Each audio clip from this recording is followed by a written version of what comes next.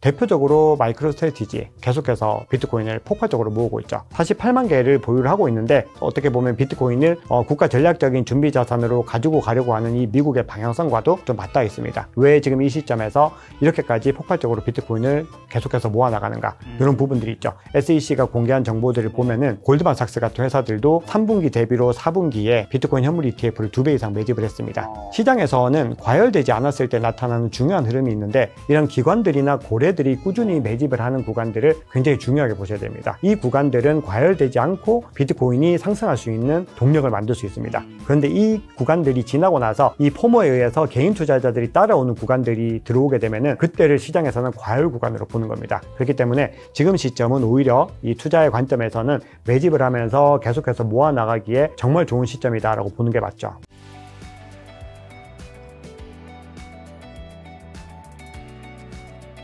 자, 비트코인 요즘에 많은 분들이 좀 물린 분들도 있고, 지금 기대했는데 기대치만큼 안 올라가고 있어서 힘든 분들 많은 것 같은데, 일단 비트코인 12월 중순 이후 지금 2달째 좀 지지부진하죠. 반감기 이후 보통 1년 정도가 상승장이라고 알고 있는데, 지금 상승장이 맞는지 아니면 상승장이 끝난 건가요? 네, 지금 대세 상승장은 진행 중입니다. 우리가 대세 상승장이라고 하는 거는 사이클의 관점이죠. 사이클의 관점에서 대세 상승장이다라는 것을 언급을 하는 거고, 그 주기에 맞춰서 해석을 한다면은 정확하게 대세 상승장이 이제 진행 중이다, 이렇게 볼 수가 있는데, 우리 투자자분들이 굉장히 좀 괴로운 포인트가 뭐냐 하면은 비트코인은 원래 이 특성상 횡보 구간이 굉장히 깁니다. 그게 우리 과거 데이터를 통해서도 증명을 할 수 있는데, 제가 장표를 하나 준비를 해봤는데, 이거 뭔가요? 자, 요 장표 한번 보시면은 비트코인이 정체되는 구간들, 즉 정체하고 있는 구간들을 표시를 해둔 구간인데, 보면은 2년 동안 2023년에서 현재 시점까지 전체 기간 대비했을 때 거의 대부분 정체를 하고 있는 것을 볼 수 있습니다. 그러니까 이 특성이 어떤 게 있냐면은, 비트코인은 정체 구간이 월등하게 길고 그 이후에 짧은 순간 크게 치고 올라가는 게 지금까지 패턴에서 늘 나타났던 현상입니다. 자, 그게 이렇게 나타나는 이유 자체는 아무래도 이 비트코인이 유동성 자산이다 보니까 어떤 내재적인 가치에 의해서 움직인다기보다는 투자자들의 어떤 수요와 공급에 의해서 자연스럽게 조정이 되는 건데, 그러다 보니까 이렇게 한번 급등을 하고 나면은 이 구간들에서 이 매물대 격전지가 일어납니다. 그러니까 여기서 털어낼 것들을 다 털어내고 굉장히 치열한 공방을 벌이면서 이 매물대를 굉장히 단단하게 만들어 준다는 거죠. 그렇기 때문에 우리가 지금 현재 시점에서는 이런 구간들이 2달 정도, 2달 좀 안 되는 기간 지속되는 것들에 대해서 불안감을 느끼실 필요 없이 꾸준히 시장이 계속해서 진전하고 있다라는 것을 갖다가 확고하게 믿음을 가지고 가시면 되고요. 작년 그래서 한번 보시면은 딱 2번 올랐죠. 여기 보시면은 여기 한번 딱 3월에 오르고 11월에 오르고 끝. 나머지 다 횡보 구간이었습니다. 그러면 2023년도는 달랐냐? 조금 더 횟수가 많았는데 5번 오르고 나머지가 대부분은 횡보 구간이었다는 거죠. 그래서 이번에 횡보 구간을 거치고 나면은 본격적인 상승 가능성이 높다라고 보고 있고요. 그리고 또 요거는 2021년도 대세 상승장입니다. 대세 상승장 1년 동안에 비트코인이 보여준 무빙이죠. 현란하죠. 뭐 30%, 50% 떨어진 것들이 거의 뭐 수도 없이 나타났다는 겁니다. 그런데 보시면은 시작점에서 끝까지 봤을 때는 월등하게 높아졌다는 겁니다. 비트코인 투자를 할 때는 이 과정들을 견뎌내지 못하면은 사실은 좀 성공하기가 어렵죠. 왜냐하면 이 어느 중간 정도에서 팔고 나가기 때문에 굉장히 어렵고, 또 하나 이제 제가 좀 주목하고 있는 포인트는, 우리 또 작가님께서 상승장 끝났냐고 여쭤보셨는데 저희 채팅창 댓글에서 상승장 끝났다라는 댓글이 많이 늘어나고 있습니다. 그러면 그런 댓글들이 많이 나오면은 시장에서 뭔가 좋은 타이밍이 좀 돌아오고 있다고 보셔야 됩니다. 이 투자에 대한 어떤 과열 심리들이 조금씩 식어가는 그 구간들이 우리 장기 투자자들에게는 중요한 매집 포인트다, 이렇게 보는 것이 맞죠. 트럼프의 관세 전쟁 이후로 암호화폐가 떨어지는 것도 있잖아요. 암호화폐가 그 관세 전쟁 때문에 떨어진 게 맞는 건가요? 네, 일단 관세 정책이 영향을 미치고 있는 거 맞습니다. 왜냐하면 이 관세 정책은 비트코인뿐만이 아니라 전체적인 자산 시장에 다 영향을 미치고 있고, 그러다 보니까 나스닥 같은 경우는 상대적으로 좀 방어력이 좀 좋긴 한데, 그럼에도 지금 아직까지는 뭔가 본격적인 방향성을 못 정하고 있는 상황이죠. 비트코인 같은 경우는 관세 정책 말고도 또 하나 이유가 있는데, 이 비트코인의 정책적인 방향성이 아직 확정이 되지 못했습니다. 이 얘기는 트럼프 대통령이 본인이 당선이 되면은 뭔가 암호화폐를 부양하기 위해서 적극적으로 정책을 펼칠 것이다라고 약속을 했는데,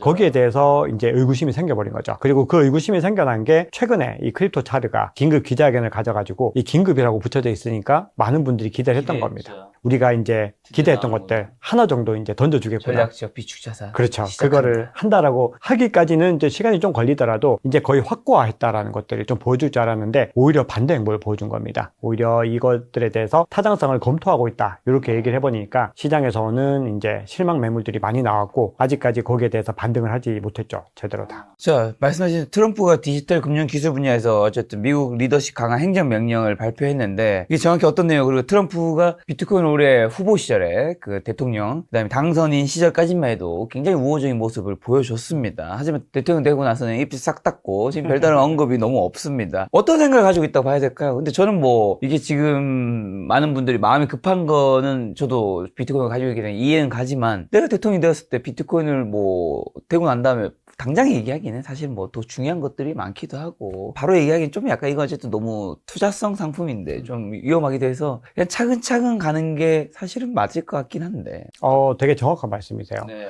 지금 트럼프가 생각하고 있는 시나리오가 아마 그런 시나리오일 거라고 생각을 하는데 네. 우리가 이제 먼저 여쭤봤던 부분이 디지털 금융기술 분야에서 미국 리더십 강화 행정명령을 발표했다라고 되어 있는데 이 부분이 트럼프가 비트코인을 갖다가 선택하게 된 계기라고 보시면 됩니다. 자, 이 얘기는 디지털 금융기술, 즉 디지털 자산을 이용해서 미국의 리더십을 강화한다는 건데 이 리더십이라는 게 결국은 달러 패권이죠. 달러 패권을 강화하기 위해서 현재 시점에서는 비트코인보다 더 좋은 대안이 없다라는 부분들에 트럼프 대통령이 동의를 한 거죠. 그리고 그런 심경들은 과거 1차 임기 때와는 2020년을 경계로 해서 뭔가 달라진 환경들에서 많이 비롯이 됐고요. 그러다 보니까 이제 이번 임기를 시작을 하면서 본인이 뭔가 미국의 부채 문제라든지 아니면은 계속해서 줄어들고 있는 달러 패권, 특히 패권 경쟁에서 미국과 중국의 어떤 갈등 구조에서 브릭스에서도 굉장히 좀 탈달러 움직임들이 가속이 되다 보니까 이런 것들을 뭔가 해결하기 위해서 가장 좋은 대안이 무엇인가라고 했을 때 비트코인을 선택을 한 겁니다. 자, 그런데 이런 상황에서 본인이 지금 아직까지는 뭔가 움직임을 보여주지 않는 것은 아직까지는 다른 중요한 현안들에 대해서도 같이 해결해야 되기 때문입니다. 그렇기 때문에 하나씩 행정명령에 도장을 찍는 거고, 그리고 타당성 검토란 얘기가 조금 정확할 수 있는 게 결국은 이런 우리가 앞으로 10년, 20년 그 이상 이 디지털 자산 관련된 정책들을 끌고 나가야 되는데 이걸 갖다가 아무런 검토 없이 그냥 무작정 시작하겠다 이런 것들보다는 조금 더 체계적인 검토들이 필요한 거는 맞죠. 그런데 그 과정들을 이제 트럼프 본인이 직접 하는 것이 아니라 크립토 차르와 이 실무진에게 맡기겠다라고 하는 거거든요. 근데 실무진들 살펴보시면은 대부분은 친암호화폐 인사들이고 그렇죠. 그리고 실제로 크립토 차르가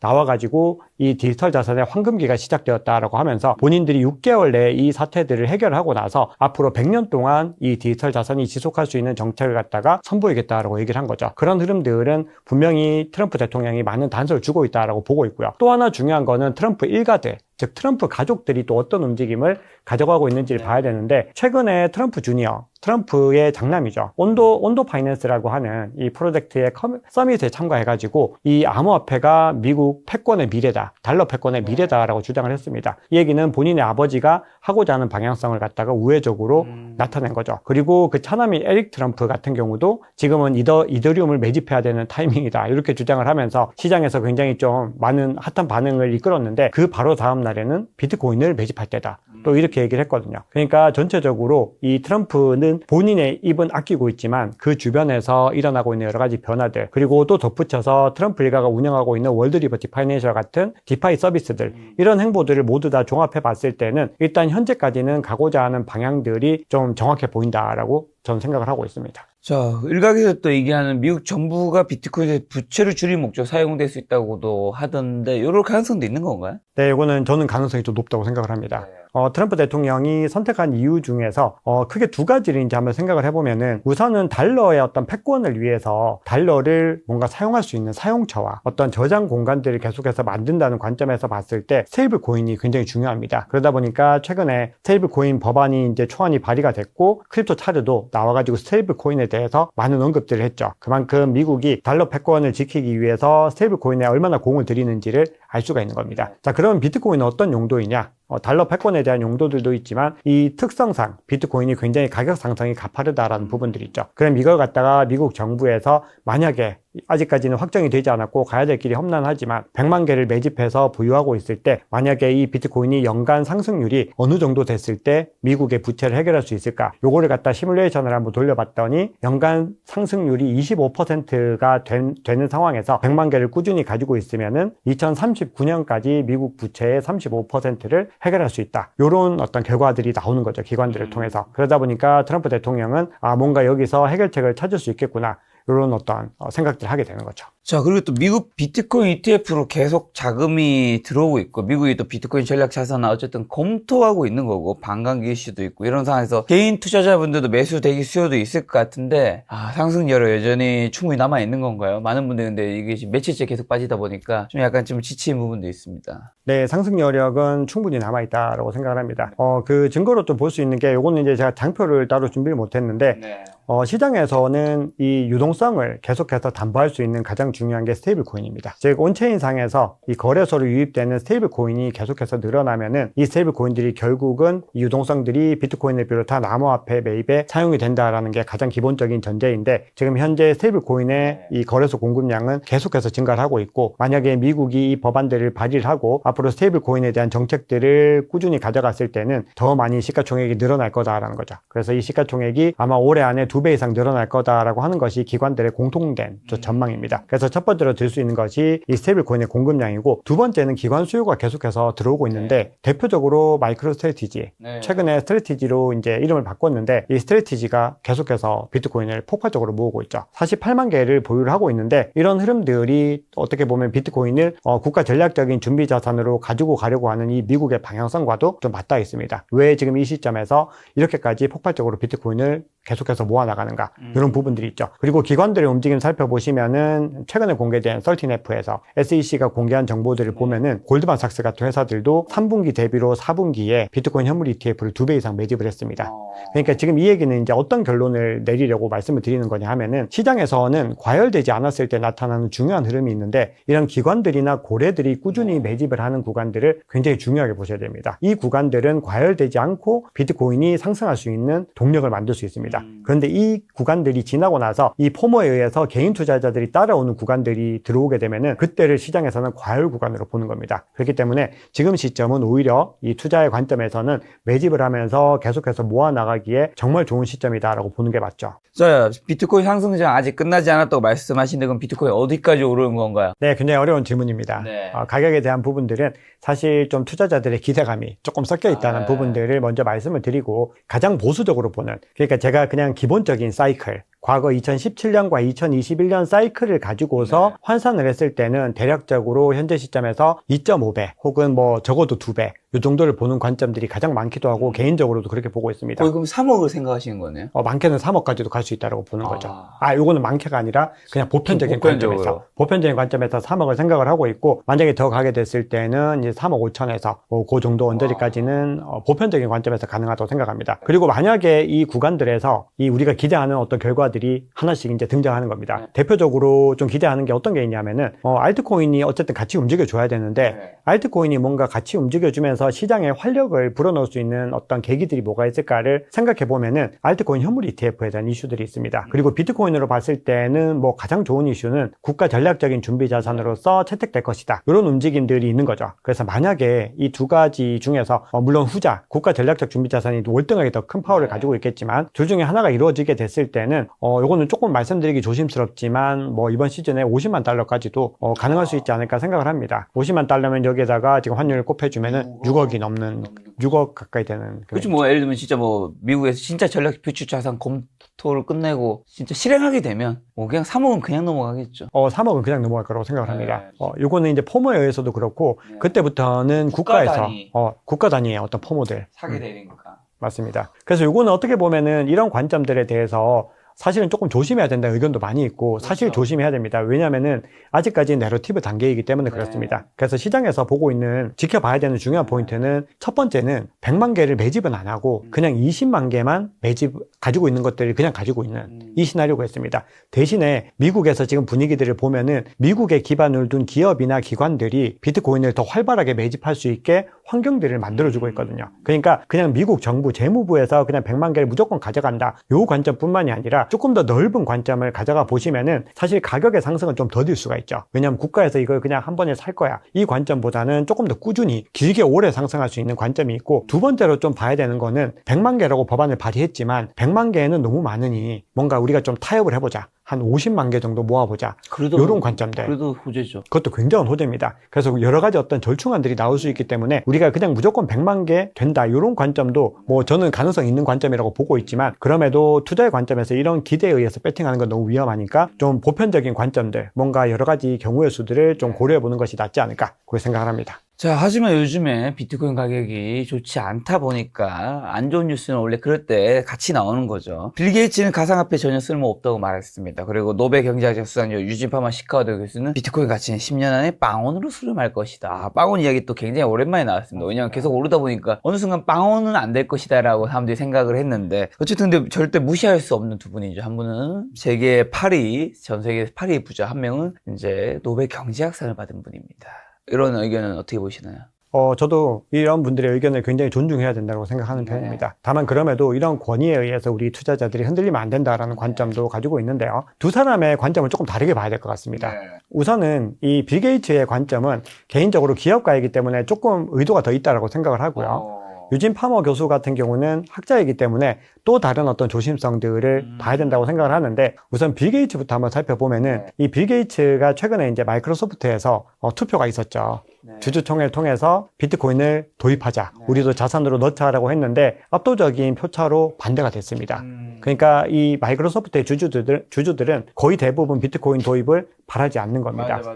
그러면은 빌 게이츠도 그런 입장들을 굉장히 많이 고려를 해야 되는 거죠. 그러면 왜 이 입장들이 비트코인을 바라지 않는가를 생각해 보면은 현재 시점에서 마이크로소프트가 가고자 하는 사업 방향성과 비트코인은 큰 관계가 없다라는 부분들과 더불어서 별로 이것들에 대한 필요를 못 느끼는 거죠. 그러니까 이미 사업이 우리 되게 잘 돼. AI도 지금 굉장히 잘 되고 있고 뭔가 계속해서 새로운 신산업을 하고 있는데 우리의 어떤 경우의 수에서는 아직까지는 비트코인의 채택에 대한 부분들은 소극적인데 비트코인에 대해서 갈 거야 이런 얘기를 하는 것은 별로 의미가 없다는 거죠. 그렇기 때문에 이 빌 게이츠가 하고 있는 얘기들은 그런 어떤 의도들을 좀 생각을 해봐야 된다고 저는 생각을 하고 있습니다. 그런데 유진 파머 교수 같은 경우는 조금 차이가 있다고 보는데 아무래도 이제 노벨 경제학상을 받은 학자이시기도 하고 그리고 경제에 대해서 굉장히 해박한 분인데 이분의 연세가 이제 86세 정도 되십니다. 굉장히 좀 오랫동안 전통 금융에 대한 그리고 전통 경제를 연구하신 분인데 그러다 보니까 이분에 대해서 좀 폄하의 의견은 전혀 아니고 뭔가 이 관점에 대한 것들을 변화시키는 것들에 대한 어떤 소극성이 있죠. 그러니까 본인도 근데 굉장히 또 열려 있으신 게 이거는 나의 기대라고 얘기를 했습니다. 그렇죠. 마지막에는 기대치다. 아닐 수도 있다. 아닐 수도 있다까지 얘기했습니다. 그만큼 나는 열려 있는데 어쨌든 나의 의견은 아무래도 이게 거품인 것 같다. 근데 이걸 한번 뜯어보면은 우선 자산에 대한 부분들을 이 비트코인의 다면적인 자산 속성을 갖다가 파머 교수는 고려를 하지 않습니다. 근데 이거는 굉장히 전통적인 자산군의 기준으로는 이 비트코인은 어울리기 힘든 굉장히 이상한 종류의 이질적인 것이다. 이게 첫 번째인데 이걸 갖다가 처음부터 수용을 하지 않는 거죠. 그러다 보니까 어떻게 또 말씀을 하시느냐 하면은 이거는 화폐라 그랬는데 변동성이 이렇게 큰데 화폐를 어떻게 써? 이렇게 말씀을 하시는 거죠. 그 얘기는 지금 현재 비트코인이 가지고 가고 있는 이 가치 저장 수단으로서의 어떤 가치들에 대한 부분들을 일정 부분 좀 폄하하고 계시는 게 있고 두 번째는 이 수요와 공급에 의해서 형성된 이 가치들 즉 비트코인은 내재적 가치가 없다라고 하는데 이 가치들 이 비트코인이 만들어내는 수요와 공급에 의한 이 유동성에 의한 가치들에 대해서 뭔가 시장에 대한 불신들이 있습니다. 시장은 굉장히 효율적이고 어떻게든 효율적인 방식과 합리적인 방식으로 이 균형을 만들어내는데 여기에 대해서 유진 파머 교수는 좀 불신하고 있는 그런 목소리들을 내고 있는 거죠. 그러니까 결론적으로 봤을 때 저희 투자자들이 비트코인에 대한 이 가치, 이 자산으로서의 가치를 확고하게 알고 있다라고 하면은 이런 분들의 말씀을 분명히 경청은 해야 되지만 여기에 따라서 뭐 두려워하거나 이럴 필요가 없다라고 저는 생각을 하고 그만큼 투자를 할 때는 내 중심을 갖다가 확고하게 잡아가야 한다. 이런 부분들을 이분들의 말씀을 통해서 전 조금 더 깊이 알 수 있게 됐습니다. 그리고 사실 비트코인 요즘에는 좋게 얘기하시는 분들이 옛날에는 한 2년, 3년 전만 해도 화폐의 가치가 있다, 화폐 달러를 바꿀 수 있다 이런 얘기 되게 많았지만 요즘 요 얘기 쏙 들어간 것 같아요. 맞습니다. 요즘에 화폐 얘기를 하지 않고 자산이다 이거는. 맞습니다. 요 얘기로 많이 간 것 같다는 생각이 들고 그리고 또 중요한 거는 사실은 뭐 이게 이제 안 좋게 얘기하시는 뭐 빌 게이츠 분이라는 얘기도 있고 유진 파머 교수님도 있지만 사실 또 좋게 얘기한 거에 이분들의 필적하는 분들도 있거든요. 사실은 상승에도 당연히 그 주요 오피니언 리더가 있고 하락에도 있고 여기서 좀 중요한 포인트는 이제 시간이 지나면서 확실히 근데 옛날에 부정적으로 생각하던 분들이 긍정으로 바뀌고 있는 케이스는 많잖아요. 트럼프도 마찬가지고.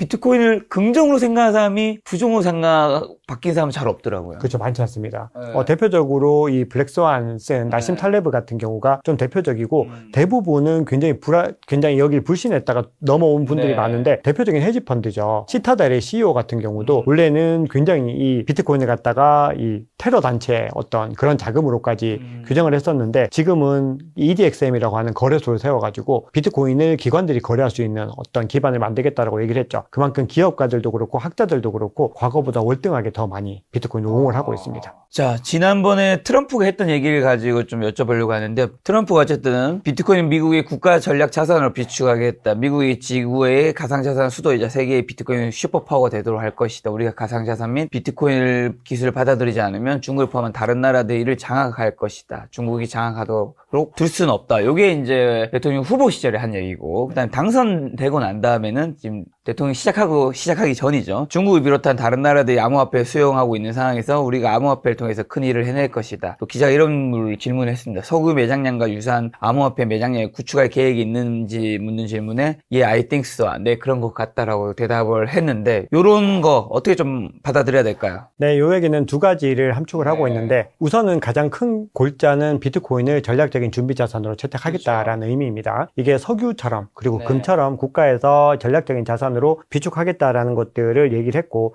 그 근거로 들고 있는 게 결국은 중국이죠. 중국이 이제 이것들을 차지하기 전에 가져가겠다라는 건데 이게 우리가 역사를 좀 한번 되돌려 보면은 원래 2017년 사실 2021년까지도 거의 그런 기조들이 많았는데 비트코인은 중국인들이 월등하게 많이 가지고 있었습니다. 거의 비율 자체가 80% 이상은 중국인들이 가지고 있었을 정도로 굉장히 많은 어떤 자산의 편중이 있었는데 그러다 보니까 미국의 관점에서 봤을 때는 중국이 그렇게 주도하고 있는 자산들을 갖다가 부양해 줄 수가 없는 거죠. 이미 우리가 시작할 때부터 이 주도권을 가지고 왔으면은 우리가 어떻게든 더 부양을 하겠지만 트럼프 임기가 시작됐던 그 당시는 중국이 이 시장을 완전히 주도하고 있었다는 겁니다. 그런데 이제 임기가 끝나고 나서 여러 가지 변화들이 있었는데 그거는 이제 뒤에서 조금 더 자세하게 말씀드릴 부분들이 있을 텐데 결국은 이 시장의 환경들이 바뀐 게 이 시장에서 중국이 이제는 좀 많이 도태가 된 거죠. 계속 스스로의 어떤 선택에 의해서 중국이 도태가 되면서 이 기회에 비트코인을 갖다가 미국이 이제 가져가겠다라는 부분들을 이제 천명을 한 겁니다. 그런데 그 전까지는 원래는 이제 그럼에도 불구하고 트럼프 대통령의 입장에서는 비트코인을 굳이 국가 전략적인 자산으로 가져갈 필요가 있을까에 대한 의구심들이 있었을 텐데 이것들을 갖다 완전히 좀 바꾸게 해준 계기는 이번에 이제 선거를 하면서 물론 그동안에 많은 어떤 심경들의 변화가 있었겠지만 이번에 선거 과정에서 경선 과정에서 이 주변에서 굉장히 많은 비트코인 친화적인 인사들이 비트코인이 향후에 미국 경제에 어떤 가치를 가져갈 것인지 트럼프 대통령이 원래 알고 있던 것처럼 달러의 어떤 지위를 균열시키는 것이 아니라 달러의 가치를 더 부양할 수 있다라는 것들 이런 것들을 굉장히 많이 강조를 했는데 이런 것들이 설득력을 얻게 된 거죠. 그러다 보니까 이 트럼프 대통령 입장에서는 우리가 앞서 얘기했던 것처럼 이것들을 비축을 하면은 현재 미국의 국가 부채를 해결할 수 있겠구나 이런 부분들이 이제 더 들어오게 된 거죠. 근데 그 전에는 오히려 어떤 것들이 더 많이 비중을 차지했었냐 하면은 패권 전쟁에서 중국의 어떤 주도권을 완전히 배제하면서 새로운 어떤 자산군들을 찾는 과정에서 이 비트코인의 어떤 중요성을 더 부각을 하게 된 겁니다. 근데 미국 정부가 이 비트코인 보유, 친가상 자산 규제 확립 등 가상자산 관련 공약을 이행하지 않을 가능성은요? 사람들은 사실 지금 가격이 떨어지고 있는 이유는 이거에 대한 이제 믿음이 이제 깨지고 있는 거라 저는 생각하거든요. 왜냐면 뭐 판 깔아놓은 거는 뭐 말도 해놨고 뭐 자식들도 그런 것들을 하고 있고 플러스 뭐 재무장관, 상무장관, SEC 의장 그다음에 차르 다 해놨지만 일단 트럼프가 아주 요만큼이라도 코멘트를 안 하니까 이거 우리가 생각한 판으로 안 갈 수도 있구나 라는 그 의심이 사실 지금 비트코인은 엄청 떨어지지 않았지만 그 알트코인들의 폭락을 만든 거잖아요. 네, 그렇죠. 어떻게 보세요? 이런 거 이행하지 않을 가능성. 그래서 사실 이것도 있는 거잖아요. 이행하지 않을 가능성이 충분히 있습니다. 그렇죠. 근데 그 전제가 있는데 트럼프가 우리가 이제 얘기하고 있는 기조가 굉장히 일관성 있게 지금 가고 있는 부분들이 결국은 트럼프 대통령이 이거를 왜 받아들이는가 이 부분들을 우리는 의심이 날 때마다 좀 고민을 해볼 필요가 있습니다. 그러면 우리가 지금 현재 시점에서 트럼프 대통령이 받아들인 이유는 달러의 어떤 용처들이 계속해서 줄어들고 있다는 거죠. 결국 탈달러 움직임들이 가속화되고 중국이 미국의 채권을 계속해서 팔고 금을 매집하고 있다. 요거는 뭐 오래전부터 계속해서 이어져 온 어떤 현상들이고 실제로 그러다 보니 보니까 미국의 어떤 채권들의 가치, 미국의 어떤 국채 가치 자체도 계속해서 흔들릴 수 있는 거죠. 결국은 이거는 달러의 위상으로 연결이 되는 것이기 때문에 이것을 지켜낼 수 있는 가장 중요한 도구가 뭔지 생각해 보면은 기본적으로 이 암호화폐 자체에 대해서는 집중을 할 가능성이 높다라고 생각을 합니다. 그러면 이 중에서 어떤 것들을 트럼프 입장에서는 가장 주목을 해야 될까를 생각해 보면은 역시나 모든 사람들이라고 하기에는 좀 오해가 있지만 가장 많은 사람들이 가치가 있다라고 믿고 있는 비트코인을 선택할 가능성이 높다는 거죠. 그럼 이걸 선택했을 때 미국이 어떤 지정학적인 패권을 가지는데 그리고 달러 패권을 유지하는데 가장 도움이 될 수 있다라고 생각을 하는 것 같습니다. 그런데 최근에 이 크립토 차르가 나와서 인터뷰를 할 때 어떤 얘기를 했었냐면은 굳이 비트코인이라고 얘기를 하지 않고 디지털 자산이라고 얘기를 했죠. 이 얘기는 비트코인뿐만이 아니라 여러 가지 어떤 디지털 자산들, 즉 온체인에 기반을 둔 여러 디지털 자산을 갖다가 다 함축해서 뭔가 이 패권을 유지하는데 사용할 것이다 라는 관점들이 나오고 있기 때문에 여기에서 이제 많이 부각이 되고 있는 게 스테이블 코인 중에서도 USDC, 미국에 기반을 둔 USDC와 그리고 솔라나와 리플도 언급이 되는 거죠. 이 두 가지 자산도 미국에 기반을 두고 있고 또 많은 사람들의 어떤 사용성들과 어떤 사랑을 받고 있는 코인들이고 그리고 이 미국에 기반을 두고 있다는 이 장점들이 굉장히 지금 현재 시장의 내러티브의 메인스트림이기 때문에 뭔가 선택을 받아서 국가 전략적인 자산으로 채택될 수 있지 않을까 이런 궁금증들이 나오고 있는 거죠. 그렇기 때문에 현재 흐름들이 그냥 트럼프가 본인의 입으로 직접 언급을 하지 않을 뿐이지 전체적인 정황 자체의 고리들은 계속해서 맞춰지고 있다라고 봐야 되고 그리고 김 작가님 아까 말씀 주셨던 것처럼 이 인사들, 주요 인사들이 지금 계속해서 친암호화폐로 그렇죠. 구성이 되고 있는데 오늘 이제 발표된 것 중에서 CFTC 상품선물거래소의 위원장도 친암호화폐 인사가 발탁이 됐는데 오늘요? 네, 오늘 이제 인선이 됐다라고 이제 지명이 됐다라고 나왔는데 그게 A16G라고 해서 앤드리슨 호로위츠라고 하는 이 암호화폐 시장의 가장 대표적인 VC에서 근무를 했던 인물입니다. 근데 그 인물은 어느 정도까지 발언을 했냐면은 SEC 게리 겐슬러를 향해서 도둑놈이라고까지 얘기를 했습니다. 그 정도로 SEC의 그 정책들에 대해서 강성의 어떤 반대를 했던 그런 인물들을 CFTC 위원장으로 지명을 하고 있고 그리고 통화감독청 OCC의 위원장도 이번에 또 지명이 됐다라고 기사가 전해지고 있는데 역시나 친암호화폐 인사입니다. 거기다가 국회 인사들도 살펴보면은 현재 상원의 은행위원회 위원장도 그렇고 하원의 금융서비스위원회 위원장도 다 마찬가지죠. 모두 다 친크립토 인사들로 거의 뭐 이렇게까지 친크립토 인사로 해도 되냐 싶을 정도로 다 그렇게 구성을 했다는 겁니다. 그러니까 결국은 내가 직접 하지 않더라도 당신들이 알아서 실무진들이 뭔가 이 방향을 만들어 주겠지라고 하는 트럼프 대통령의 어떤 강력한 믿음들이 들어가 있는 것이 아닌가 생각을 합니다. 굳이 그렇게 안 할 거면 거기에 인사를 그런 분들로 다양하게 다양한 자리에 그렇게 해놓을 이유가 없겠죠, 사실은. 논리적으로 생각했을 때는. 자, 하지만 국가 전략 자산을 비트코인 비축 어려울 수도 있고 행정명령으로 트럼프 언급을 실현하기 어렵고 또 의회 승인 과정이 필요하기 때문에 안 될 수 있다는 의견들도 있는데 이런 건 어떻게 보나요? 상하원을 다 공화당이 차지해서 가능성이 그래도 높다고 봐야 될까요? 높다고 보고 있는데 그래도 좀 조심해야 되는 부분들이 있는데 어떤 여부의 문제보다는 시간의 문제를 좀 고려해야 될 것 같습니다. 그러니까 결국은 하원과 상원을 다 통과해야 된다라고 하는 부분들은 이 연준의 의원들이 물론 이제 투표를 통해서 결정을 할 테고 얼마나 더 많은 지지를 얻느냐의 문제겠지만 하원 같은 경우도 그렇고 특히 상원 같은 경우는 이 엘리자베스 워런 같은 분들 많이 들어보셨죠? 이 강성 반암호화폐 의원들입니다. 이 지난 게리 겐슬러가 이렇게 칼을 휘두를 수 있었던 뒷배로 굉장히 엘리자베스 워런 같은 사람들이 많이 거론이 되죠.